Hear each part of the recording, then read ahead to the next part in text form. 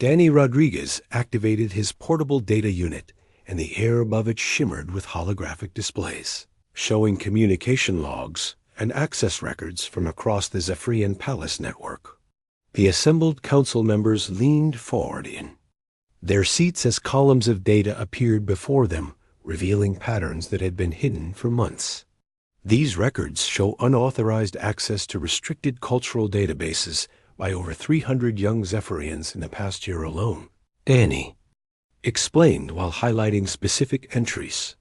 They have been studying human literature, music, art, and philosophy through channels that bypass official monitoring systems. Jake Morrison watched the faces of the council members as they absorbed this information. Even through their ceremonial masks, he could see shock and growing alarm as the scope of what Danny had discovered became clear. This was not an isolated incident involving one curious princess, but evidence of a widespread movement that threatened the very foundations of their controlled society. The senior judge, who had been presiding over the proceedings, raised his hand for silence. These records could be fabricated by outsiders seeking to create chaos within our civilization. The data comes from your own systems, Amy Foster said as she stepped forward with her scanner. I can provide authentication codes and timestamp verification that prove these access logs are genuine Zephyrian records. Princess Valandra stood straighter on her platform as she realized what the humans were revealing. Her eyes moved across the assembled officials, and Jake saw recognition dawn in her features as she understood that many of the younger faces in the crowd belonged to fellow seekers who had been walking the same forbidden path. You see, she said, in a voice that carried new confidence, I am not an anomaly to be corrected. I am part of something larger that your perfect system cannot contain. A young Zephyrian in the middle tier suddenly stood up and removed his ceremonial mask. Princess Valandra speaks the truth. I have been studying human concepts of love and friendship for 6 months. I too have experienced the emotions you claim are dangerous. Another figure rose from a different section. I have been reading human poetry and feeling things that have no names in our language. Beauty that serves no practical purpose, but fills me with joy I cannot explain. One by one more young Zephyrians throughout the chamber began standing and removing their masks. Each confession of forbidden thoughts and feelings sent ripples of shock through the older officials, but also seemed to give courage to others who had been hiding their own secret explorations. Lisa Carter moved to Jake's side and whispered, Captain, this is incredible. She didn't just discover what it means to be alive. She started a revolution. The senior judges huddled together in urgent consultation, while the chamber buzzed with voices speaking in rapid Zephyrian. Jake could not understand the words, but the tone was unmistakable. Fear, anger, confusion, and something that might have been hope, all mixed together in a cacophony that would have been impossible in the perfectly ordered society they had visited just days before. Finally, the center judge stood and struck his crystal gong to restore order. These revelations require careful consideration by the full High Council. All proceedings are suspended pending a complete investigation of the extent of this contamination. It is not contamination, Princess Valandra called out before the guards could silence her. It is awakening.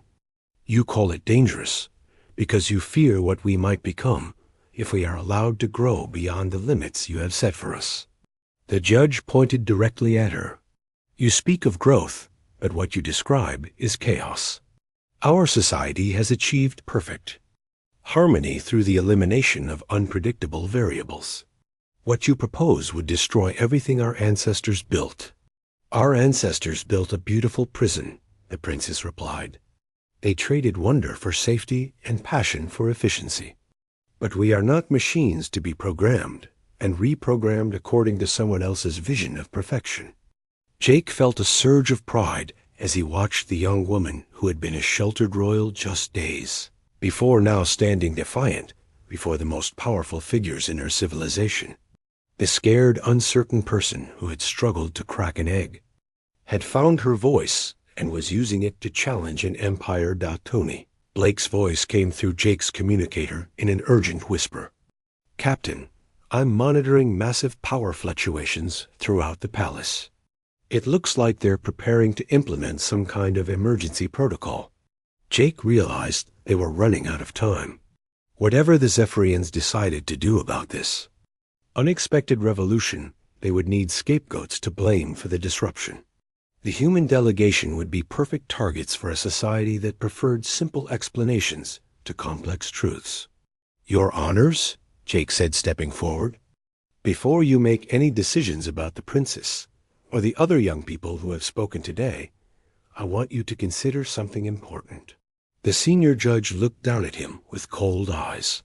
"What could humans possibly tell us about managing our own society?" "We can tell you what happens when you try to suppress the fundamental drive for growth and discovery that exists in all intelligent beings," Jake replied. "We have seen civilizations throughout the galaxy that chose safety over freedom and order, over innovation. Do you know what they all have in common?" The judge did not respond, but Jake could see he had the attention of everyone in the chamber. "They stagnate and die," Jake continued. "Not physically, but spiritually. They become so focused on maintaining their perfect systems that they forget why they built those systems in the first place. They stop growing, stop learning, stop becoming more than they were. And what would you have us become?" Another judge asked. "Chaotic and unpredictable, like your own species, with your wars and conflicts and endless struggles." "We would have you become yourselves," Lisa Carter said as she joined Jake at the center of their platform. "Not the sanitized version that some committee decided was optimal, but the real complex, messy, beautiful beings you were meant to be." Danny activated another display showing cultural data from across human space. Every human colony started with careful planning and controlled growth, just like your society. But the ones that thrived were the ones that learned to embrace uncertainty and change. The ones that tried to maintain perfect control eventually collapsed under the weight of their own rigidity. Princess Valandra looked directly at the senior judge. "I do not ask you to abandon all order and structure. I ask only for the freedom to feel and think and grow beyond the boundaries that were set for me before I was born. I want to experience the full range of what consciousness can offer, both the joy and the sorrow, the success and the failure." The chamber erupted again as officials shouted in their musical language. But this time Jake noticed something different in the sound.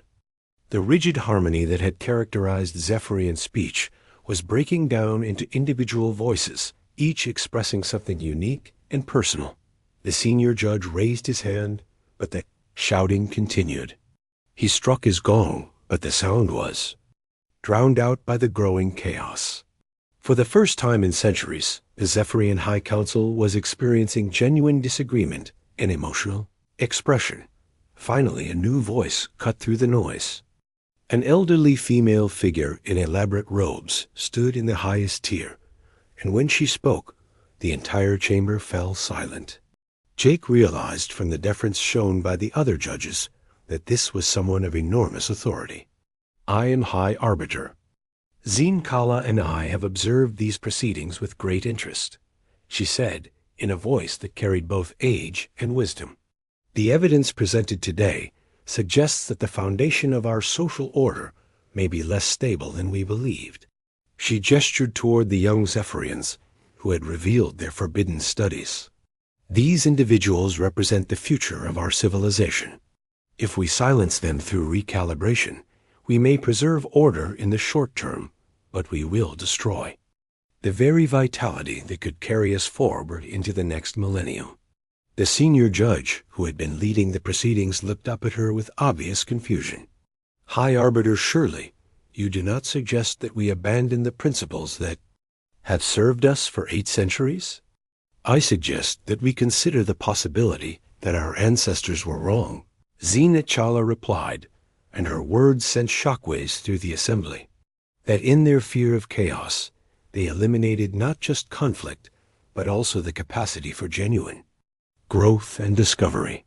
She looked down at Princess Valandra with something that might have been approval. This young woman has shown more courage in 1 week than our entire civilization has demonstrated in generations. Perhaps it is time we learned from her example. The High Arbiter turned her gaze to Jake and his team. Captain Morrison, your people have given us an unexpected gift.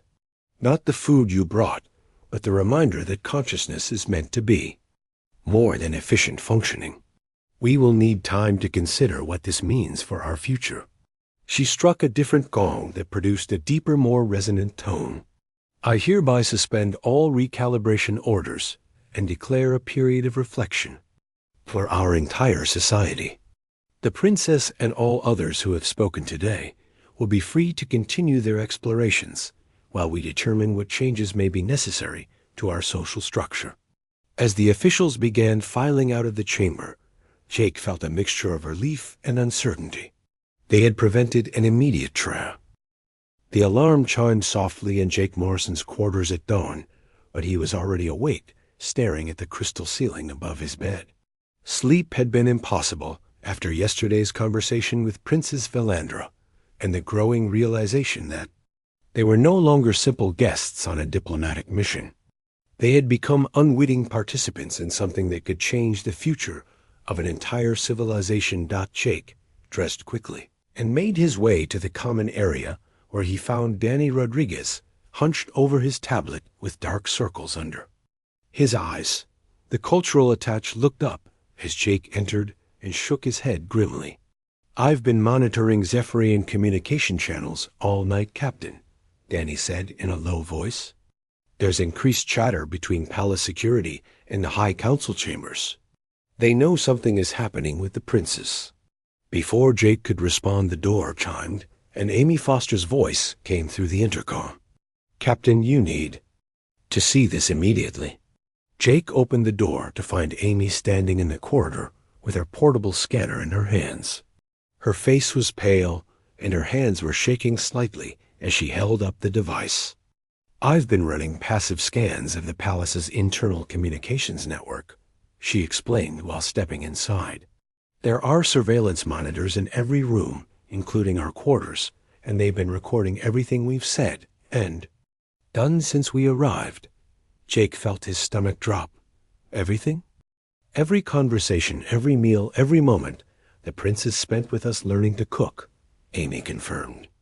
It's all been transmitted to a central monitoring station and analyzed by their behavioral assessment systems. Danny looked up from his tablet with a stricken expression. Captain, I'm reading massive activity in the palace administrative networks. They're scheduling an emergency session of the High Council for this morning. The implications hit Jake like a physical blow. Not only had they been under constant surveillance, but their interactions with the princess had been recorded and were now being reviewed by the very people who had the power to order her psychological recalibration.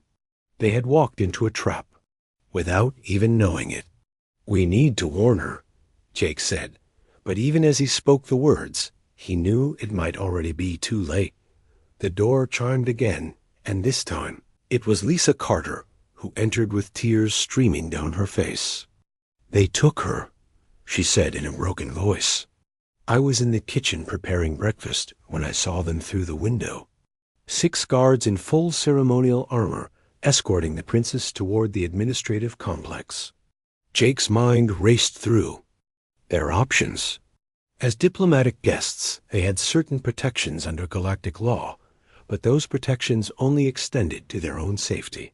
They had no authority to interfere in Zephyrian internal affairs, and any attempt to help the princess could be interpreted as an act of war. Captain, Tony Blake's voice crackled through the communication system. You need to get back to the ship immediately. I'm detecting massive energy buildups in the palace's defensive systems, and there are warships moving into position around our landing platform. Jake realized they had perhaps minutes before their diplomatic immunity was revoked, and they found themselves prisoners or worse. But the thought of abandoning Princess Valandra to whatever fate awaited her, made his chest tight with rage and helplessness. "Pack only essential items," he ordered his team. "We're leaving in 5 minutes." As they gathered their belongings, Jake's mind kept returning to the princess's words from the night before. She had known this might happen when she chose to explore her forbidden emotions, but she had been willing to risk everything for the chance to feel truly alive. Now that courage might cost her the very essence of who she was becoming. They were halfway to the landing platform when Counselor Jexanda appeared in their path, flanked by 4 palace guards. His expression was as emotionless as always, but there was something different in his posture that suggested barely contained tension. "Captain Morrison," he said in his flat, mechanical voice, "the High Council requires your immediate presence in the Judgment Chamber." "I'm afraid that won't be possible," Jake replied while keeping his own voice steady. "We have urgent business that requires our return to our ship." "I must insist," Jexanda said, and the guards moved closer. "There are questions about your conduct during your visit that require clarification." Jake looked at his team and saw his own determination reflected in their faces. They had come here as diplomats, but they were still human beings, and human beings did not abandon friends in need. Even if that friend was an alien princess they had known for less than a week. "Very well," Jake said. "But my team returns to our ship. This is between you and me." "Negative," Jexanda replied. "All participants in the cultural exchange must be present for the proceedings." The Judgment Chamber turned out to be a vast circular room with walls that rose in tiers like an ancient amphitheater. Hundreds of Zephyrian officials sat in the elevated seats looking down at a small platform in the center where Princess Valandra stood with her hands bound behind her back. She had been stripped of her royal robes and dressed in the plain gray garments of a criminal awaiting sentence. Jake and his team were led to a separate platform where they faced the assembled council. At the highest tier sat 3 figures in elaborate masks and robes who Jake assumed were the senior judges. One of them rose and spoke in a voice that carried easily through the chamber despite its apparent frailty. "We are gathered to address a contamination that threatens the stability of our society," the figure announced. "The individual known as Princess Valandra has exhibited dangerous psychological instabilities that appear to be the result of exposure to human behavioral patterns." Jake stepped forward despite the guards who moved to stop him. "Your honors, we came here at the princess's invitation to share our culture as requested. We had no intention of causing harm to anyone." "Intention is irrelevant," another judge replied. "The damage has been assessed and documented. The subject has displayed emotional volatility, unpredictable behavior, and questioning of established protocols. These symptoms represent a severe threat to social order." On her platform, Princess Valandra raised her head and looked directly at Jake. Even from a distance, he could see that something fundamental had changed in her appearance. The perfect composure and rigid formality were gone, replaced by something more natural and alive. Her eyes held a spark that had not been there when they first met. "I do not deny the charges," she said in a clear voice that carried to every corner of the chamber. "I have experienced emotions that are forbidden by our laws. I have questioned the wisdom of our ancestors, and I have chosen to value individual experience over collective efficiency." A murmur ran through the assembled officials like wind through crystal chimes. Even by Zephyrian standards, such open defiance was unprecedented, especially from a member of the royal family. Furthermore, the princess continued while looking directly at the senior judges. "I reject the authority of this council to determine what I may think or feel. The humans have shown me that consciousness is meant to be more than mere programmed response to stimuli." The senior judge who had spoken first raised his hand for silence. "The subject's condition has clearly deteriorated beyond acceptable parameters. We hereby order immediate psychological recalibration to restore proper functioning." "No," Princess Valandra said firmly. I refuse treatment. The chamber erupted in chaos as officials shouted in their musical language while gesturing at the princess and the human delegation.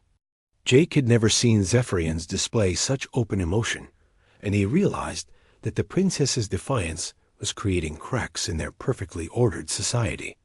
The senior judge struck a crystal gong that filled the chamber with resonant sound until everyone fell silent. Refusal to accept corrective treatment is not permitted under Zephyrian law. The subject will be sedated, and the procedure will commence immediately. Guards moved toward the princess's platform, but she did not try to run or resist. Instead, she looked at Jake one last time and mouthed words that he barely caught over the sound of footsteps on crystal floors. Thank you for showing me what it means to be alive. Jake felt something break inside his chest as the guards reached the princess. This was wrong on every level he could imagine, and his human instincts screamed at him to do something to help her. But he was one man facing an entire civilization, and any action he took would only make things worse for everyone involved. Danny Rodriguez stepped forward and spoke in a voice that carried clearly through the chamber. Your Honors, we request the right to present evidence relevant to these proceedings. The senior judge paused and looked down at the small group of humans. What evidence could outsiders possess regarding internal Zephyrian affairs? Evidence that the princess is not alone in her condition, Danny replied. Evidence that the contamination you fear has already spread far beyond one individual. Jake stared at Danny with shock and growing understanding. The cultural attach had been monitoring communications throughout the palace and had discovered something that could change the entire nature of these proceedings. We have documented proof that hundreds of young Zephyrians have been accessing restricted databases containing human cultural materials, Danny continued. The princess may have been the first to openly embrace these forbidden concepts, but she is, see? 3 days had passed since the first meal, and Princess Philandra had requested to meet with the humans again. This time she came to their guest quarters, instead of summoning them to her formal dining chamber. Jake Morrison opened the door to find her standing alone in the corridor wearing simple robes, instead of the elaborate ceremonial dress she had worn during their first encounter. Your Highness, Jake said with surprise. We weren't expecting you. I know, she replied while glancing nervously down the empty hallway. I hoped we might speak privately without the presence of my advisors. There are questions I wish to ask. That would not be appropriate in an official setting. Jake stepped aside to let her enter their common area. The guest quarters were luxurious by human standards, but seemed almost plain compared to the crystal magnificence of the rest of the palace. Lisa Carter looked up from where she had been reviewing nutrition data on her tablet, while Danny Rodriguez and Amy Foster sat nearby discussing their observations of Zephyrian society. Please sit wherever you're comfortable, Jake offered, but notice the princess remained standing with her hands clasped behind her back. I have been thinking about the meal we shared, she said without preamble. The sensations I experienced were unlike anything in my previous existence. But I realize now that the food itself was only part of what made the experience meaningful. Lisa set down her tablet and gave the princess her full attention. What do you mean, Your Highness? You spoke while we ate, the princess explained. You told me about the ingredients and the cooking methods, but also about memories from your own life, how your grandmother taught you to cook, and how certain dishes reminded you of your childhood home. These stories seemed to change the way the food tasted. Danny leaned forward with interest. You mean the emotional context affected your perception of the flavors? Yes, exactly, the princess said with growing excitement. But we do not have such contexts in my culture. Our meals are solitary affairs designed for maximum nutritional efficiency. We do not share stories or memories because such things are considered irrelevant to the function of eating. Jake could see where this conversation was heading, and it made him uncomfortable. They were supposed to be conducting a simple cultural exchange, not questioning the fundamental values of an entire civilization. But the princess seemed desperate to understand something that her own people could not teach her. "Your Highness, perhaps we should discuss this with your advisors present," Jake suggested carefully. "No," she said firmly. "My advisors would not understand these questions. They would consider them evidence of instability that requires correction." She paused and looked directly at Jake with those deep ocean eyes. "I need to know what I am missing." Lisa glanced at Jake, who gave a reluctant nod. "What would you like to know?" "Tell me about failure," the princess said. "I have been reading the cultural files about human society, and this concept appears frequently in your literature and historical records. But I do not understand how failing to achieve a goal could be anything other than an error that needs correction." Amy shifted uncomfortably in her chair. "Well, failure isn't something we enjoy, but it's how we learn and grow. When something doesn't work out the way we planned, we figure out what's wrong and try to do better next time. But why not simply calculate the correct approach from the beginning?" the princess asked. "Surely it would be more efficient to succeed immediately rather than waste resources on failed attempts."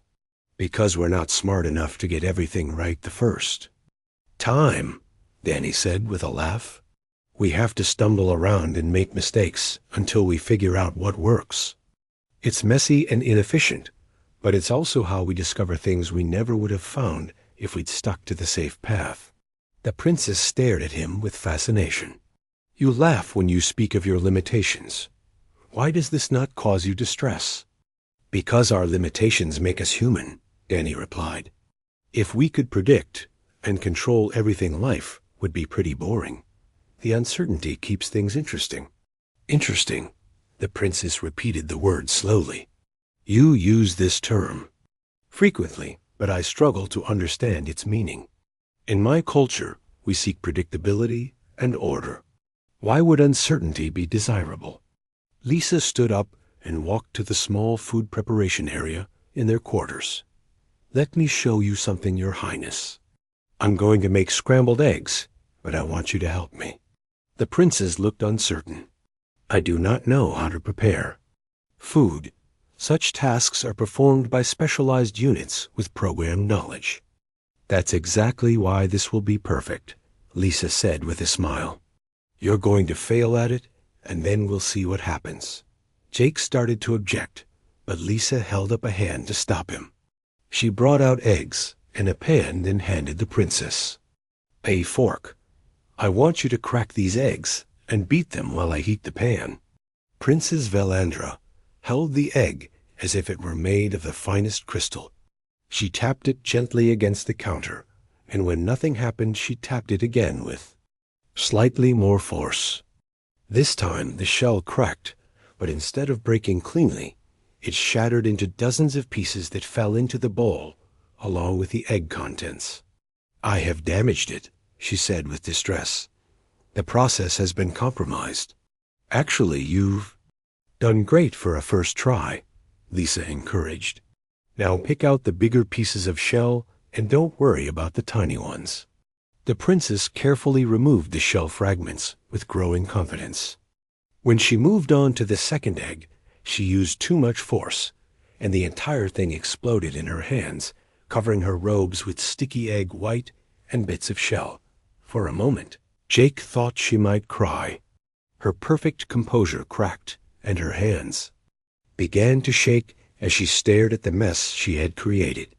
But then something unexpected happened. A sound escaped from her throat that started as a gasp, but turned into something else entirely. She was laughing.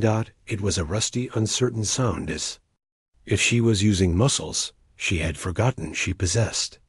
But it was unmistakably laughter, and it transformed her entire appearance. The rigid formality melted away, and suddenly she looked young and alive in a way that none of them had seen before. "I have destroyed the egg completely," she said between fits of laughter. "It is everywhere except where it should be. That's what makes it fun," Lisa said, grinning. Here, let me show you a better technique. They spent the next hour making scrambled eggs together.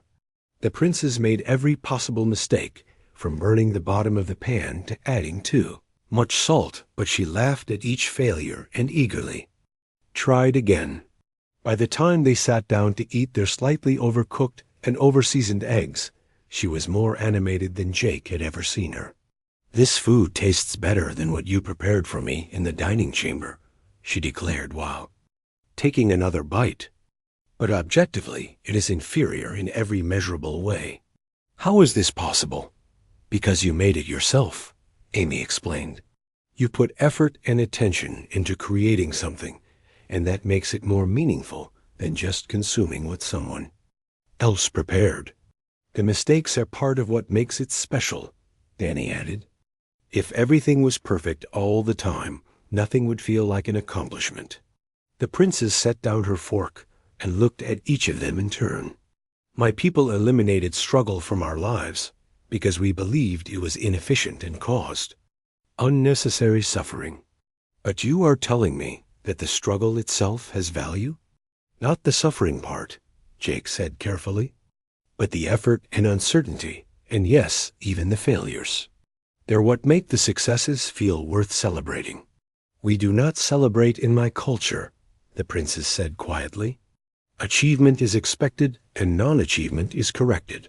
There is no emotional significance to either outcome. Lisa reached across the table and touched the princess's hand. That sounds very lonely. For a moment, the princess's composure threatened to crack again, but this time it wasn't from laughter. Her eyes grew bright with something that might have been tears, though. Jake wasn't sure if Zephyrians could cry. I have been lonely my entire life, she whispered.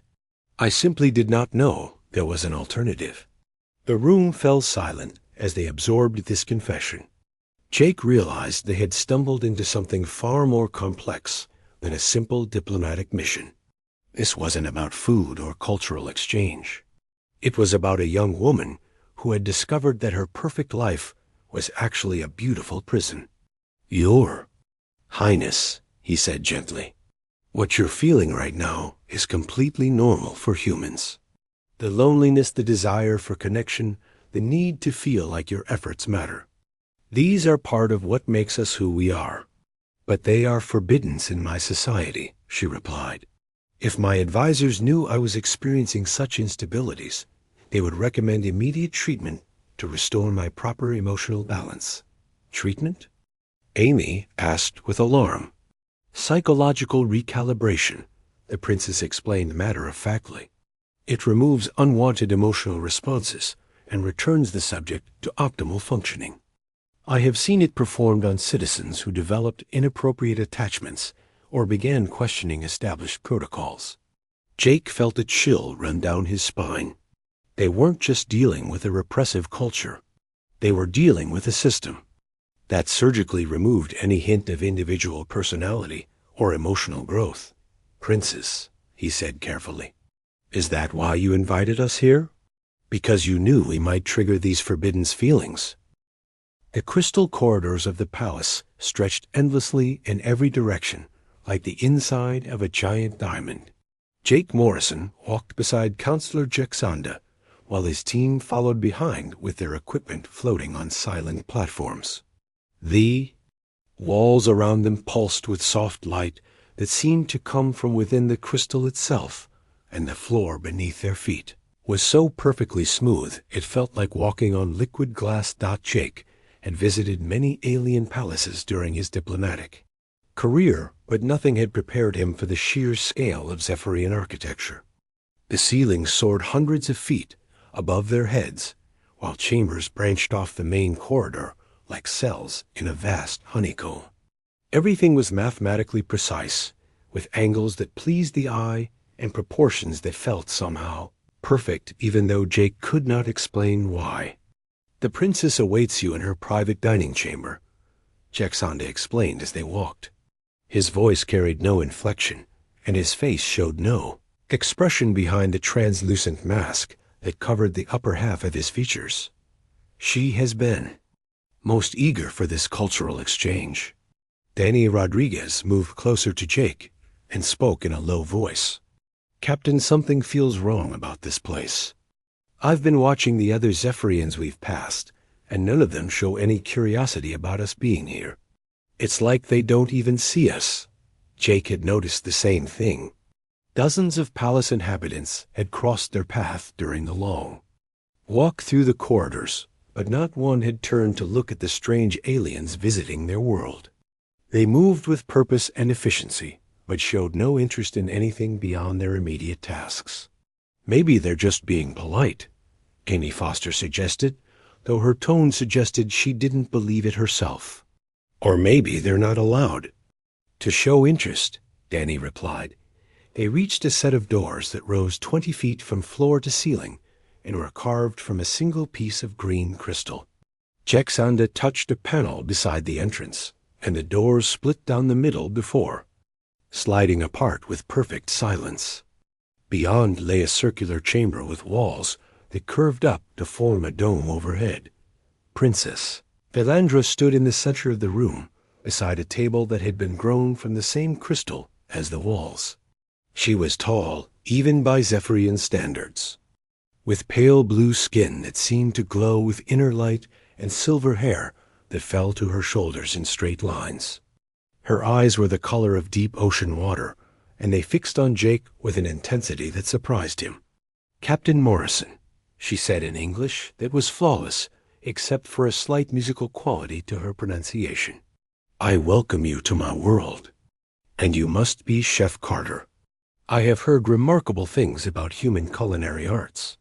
Lisa stepped forward and bowed slightly in the formal greeting she had practiced during the journey. "Your Highness, it is an honor to serve you. I have prepared several dishes that I hope will please your palate." The princess studied Lisa for a long moment before responding. "Please tell me about these dishes. What makes them different from the nutrition compounds my people consume?" Lisa glanced at Jake, who nodded for her to proceed. "Well, Your Highness, human food is designed to engage multiple senses at once.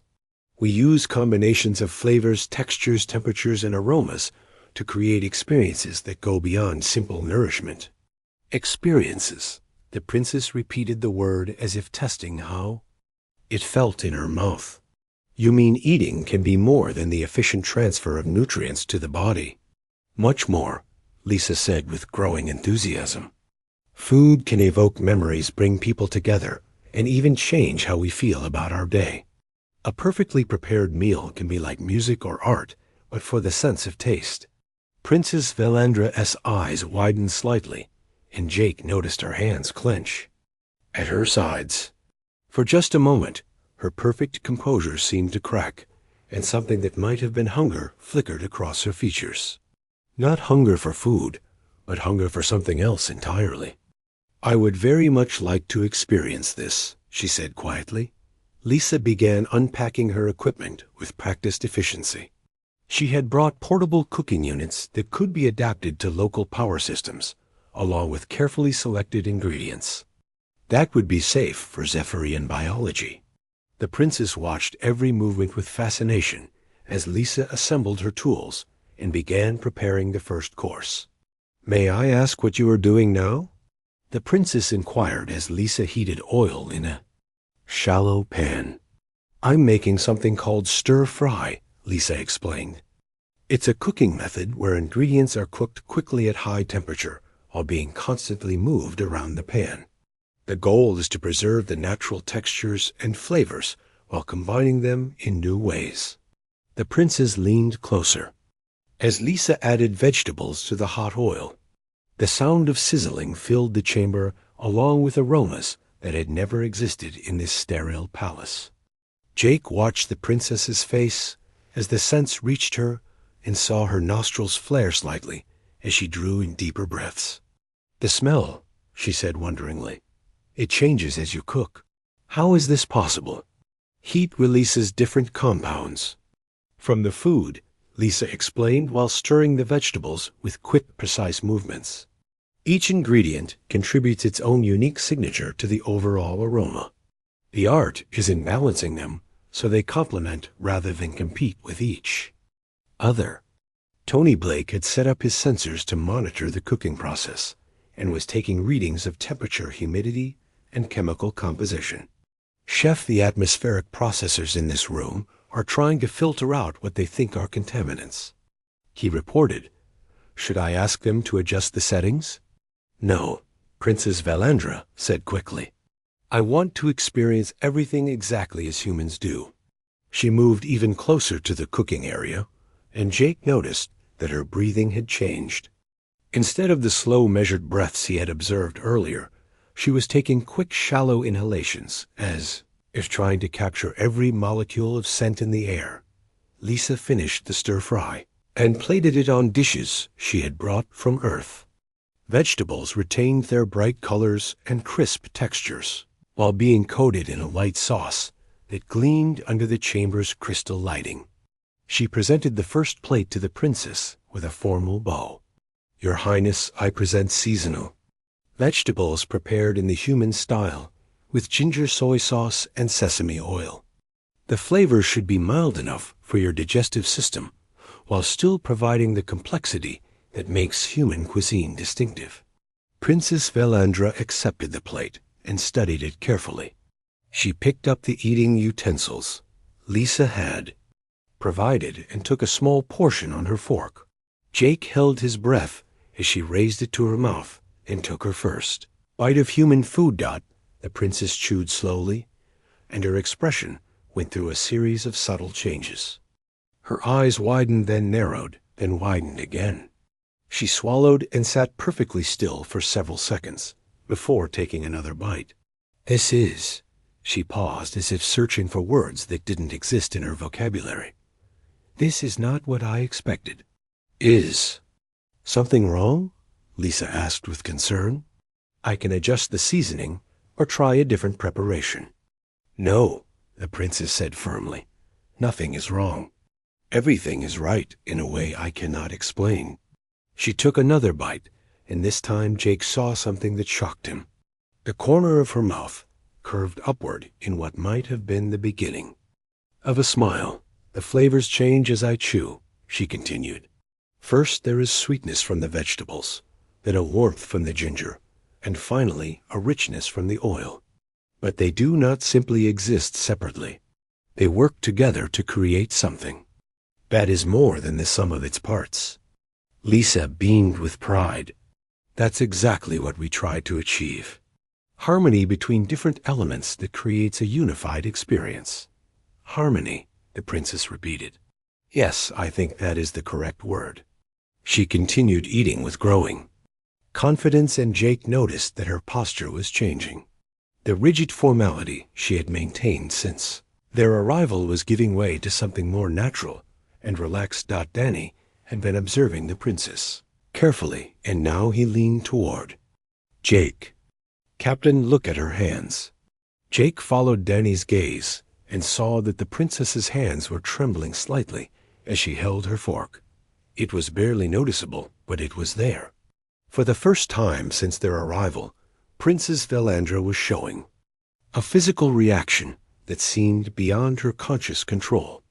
Your Highness, Lisa said gently, how are you feeling? The princess set down her fork and looked at her hands as if seeing them for the first time. I am experiencing sensations that I do not understand.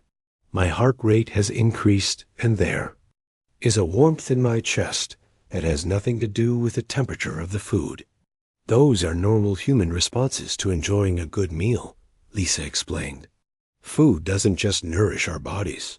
It can affect our emotions as well. Emotions, the princess said the word like it was foreign to her tongue. We do not speak of such things in my culture. They are considered inefficient variables that interfere with optimal decision-making. Jake exchanged glances with his team. They were beginning to understand that this cultural exchange was about much more than food. The princess wasn't just curious about human cuisine. She was starving for something her perfect society had never allowed her to experience. Would you like to try the next course?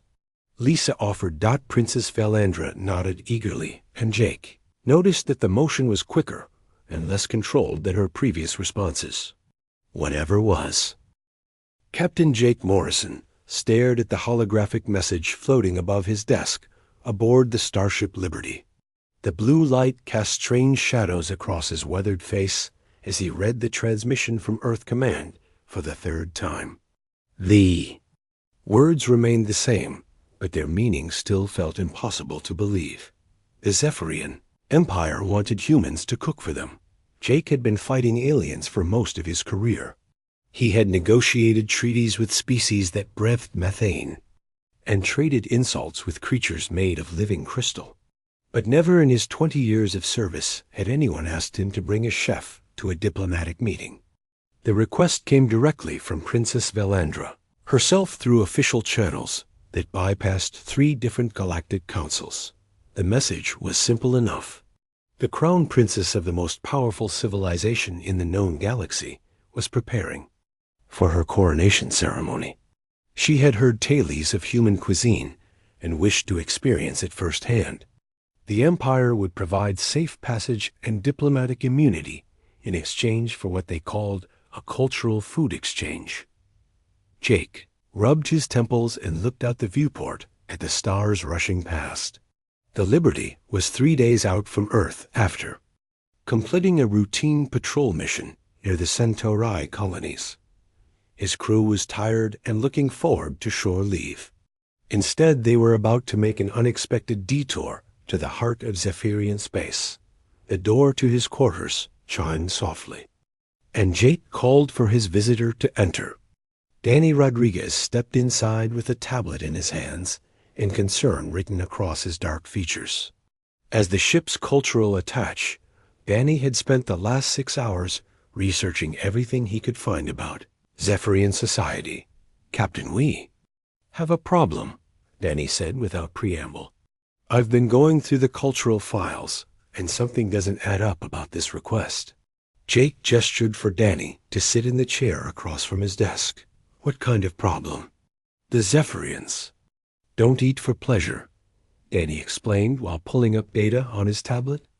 "Their entire food system is based on perfect nutrition delivered through synthesized compounds. They eliminated taste and texture from their diet over 1,000 years ago because they considered it inefficient. Maybe they're trying to change that," Jake suggested, though he could hear the doubt in his own voice. Danny shook his head. "That's just it, Captain. The Zephyrians don't change anything. Their society has been completely stable for the last 8 centuries. No wars, no revolutions, no cultural shifts of any kind. They view any form of unpredictability as a dangerous flaw that needs to be corrected." Jake leaned back in his chair and considered this information. The Zephyrian Empire controlled over 200 star systems and possessed technology that made human science look like stone tools. They had achieved perfect order through perfect control. Every citizen had a predetermined role, and every aspect of life followed precise patterns that had been calculated to produce maximum efficiency and minimum conflict. So why would their princess suddenly want to try human food? Jake asked. "I don't know," Danny admitted, "but I think we need to be very careful about what we're walking into." 2 hours later, Jake found himself in the Liberty's main conference room with his senior staff. The holographic display showed a 3-dimensional map of the route to Zephyr, Prime with estimated travel times and fuel consumption rates.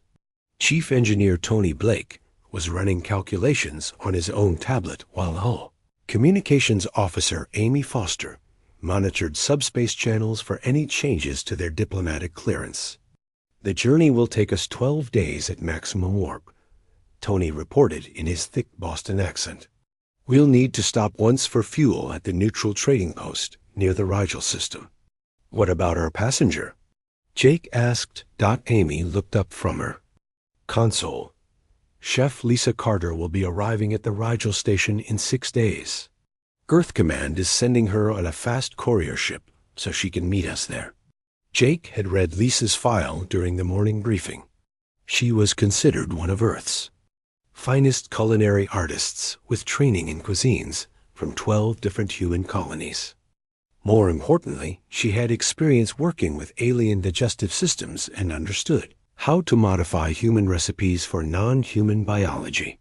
"Any word from the Zephyrians about dietary restrictions or preferences?" Jake asked. "Negative," Amy replied. "They sent us the basic biological data, but no specific requests about the menu." Danny frowned at his tablet screen. "According to my research, they can digest most carbon-based organic compounds, but they haven't had to process complex flavors in generations. Their digestive systems might not be able to handle traditional human spices or cooking methods." "We'll let Chef Carter worry about that," Jake decided. "Our job is to get her there safely and make sure this cultural exchange goes smoothly." The next week passed quickly as the Liberty made its way through space toward the rendezvous point. Jake spent his time reviewing diplomatic protocols and studying what little information was available about Princess Velandra. The official records showed she was third in line for the throne, behind two older siblings who had died in separate accidents over the past decade. She had been groomed for leadership since birth and was considered a perfect example of Zephyrian nobility. The unofficial records told a different story. Intelligence reports suggested the princess had been acting strangely in recent months. She had been spotted in areas of the palace that were off limits to her and had been asking her tutors questions about subjects that were considered inappropriate for someone of her station. There were even rumors that she had been accessing forbidden databases containing information about other species and their cultures. Jake dismissed most of these reports as gossip until they reached the Rigel trading post. The massive space station hung in orbit around a gas giant like a metal flower, with dozens of docking arms extending from its central hub. Ships from every corner of the galaxy came here to trade goods and information in neutral territory. Lisa Carter was waiting in docking Bay 7 when the Liberty arrived. She was a small woman in her 40s, with graying hair pulled back in a practical bun, and sharp green eyes that seemed to take in everything around her. She carried only 2 bags, but Jake knew from the manifest that her cooking equipment had been loaded separately into the cargo hold. "Captain Morrison," she said with a firm handshake. "I have to admit this is the strangest assignment I've ever received." "You're not the only one," Jake replied.